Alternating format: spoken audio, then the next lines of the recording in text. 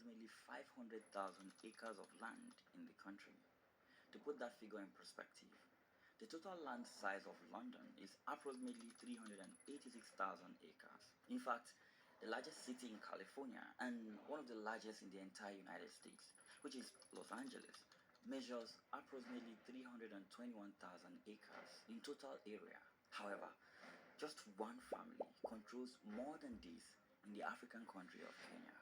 They've managed to gain unrivaled influence over Kenya's land, business, and politics, built a vast empire of farms, banks, hotels, media houses, and industries, all while holding on to power for decades. But how did a family go from being relatively broke at independence to easily the richest in the country? I want to show you the incredible rise of the Kenyatta dynasty at the expense of the Kenyan people. From Jomo Kenyatta's presidency through the long reign of Daniel Arap Moi and into the era of Uhuru Kenyatta, we will trace how political power, land acquisitions, business ventures, and corruption allegations came to define the Kenyatta dynasty.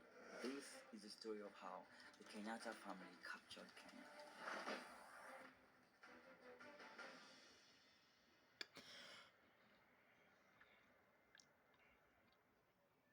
The story started in December 1963.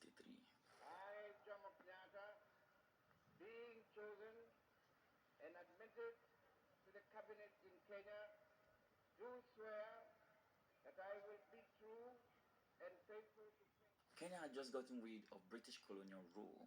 The people celebrated in wild independence jubilations. Jomo Kenyatta, once a freedom fighter, became the country's first prime minister and then president. The people loved this man.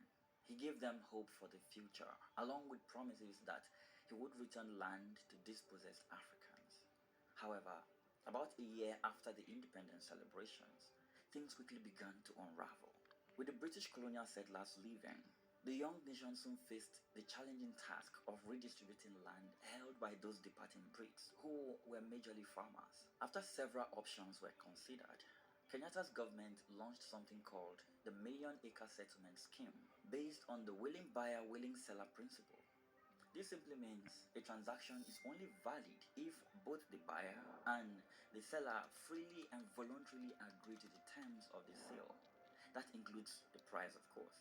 To make this process easier, the British government financed land buyouts, and land was sold to African farmers rather than being forcefully taken over by the government.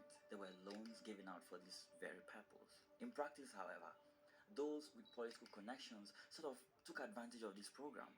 President Kenyatta and his close allies reportedly used this opportunity to acquire extensive lands during the 1960s and 1970s. Through loans and state-facilitated purchases, Kenyatta's family obtained large farms, particularly in Kenyatta's home district of Kiambu and the fertile Rift Valley. And this self-enrichment was made possible largely due to something surprising that this ex-freedom fighter turned president did early on when he came into power. You see, Jomo Kenyatta, who was considered a father of the new nation, quickly banned all political activities and instead established a one-party state dominated by his Kikuyu ethnic group. By the late 1960s, Kenyatta's inner circle, sometimes dubbed the Kiambu Mafia or Mount Kenya Mafia, dominated both politics and commerce, occupying key posts in government and parastatals. The promise of democracy quickly faded. The Kikuyu, who made up around 20% of the population, held most of the country's important government and administrative positions. This contributed to a perception among many Kenyans that independence had simply seen the dominance of a British elite replaced by the dominance of a Kikuyu elite. Among these Kikuyu elites were close relatives and trusted lieutenants, such as Biu Koinange, Kenyatta's brother-in-law and Minister of State. We have Dr. Njoroge Mungai, a cousin and minister, and others who used their influence to amass wealth alongside the president. Together, they invested in agriculture, banking, and import-export ventures, installing themselves as Kenya's post-colonial economic elite. In this period, land was the most coveted asset in all of Kenya, and the Kenyatta family took note of that. Soon enough, with one crooked deal after another, the family emerged as the country's largest landowner. By 1978, Mama Njina Kenyatta, Jomo's fourth wife and first lady, personally owned around 115,000 hectares of land, that is approximately 284,000 acres, across all of Kenya. This staggering figure, cited in declassified US intelligence reports, was far more than the roughly 4,000 hectares held by President Kenyatta himself. Mama Njina's holding included a 13,000 hectares ranch in Kiambu, two large tea plantations at Matu and Mango.